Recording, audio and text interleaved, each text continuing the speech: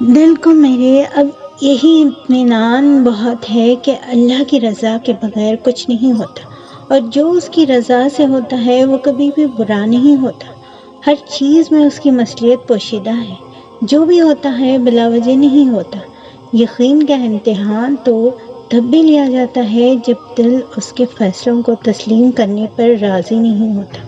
جو معاملہ میری رضا سے مطابق نہ ہو، میں اس معاملے میں مدد کے لیے عاجزی سے صبر کی جھولی ضرور پھیلاتی ہوں، پر اب میں ضد کے ساتھ نصیب سے نہیں لڑتی۔ جب میں حقیقت کو دیکھنا شروع کیا تب میں نے یہ جانا کہ ظلم تو میں کرتی ہوں خود پر، وہ مجھے تکلیف نہیں دیتا۔ جو جانتی ہوں جو گزر گیا ہے اسی میں خیر تھی میرے لیے۔ اب میں خود سے بھلے خفا ہو جاؤں پر اللہ سے خفا نہیں ہوتی۔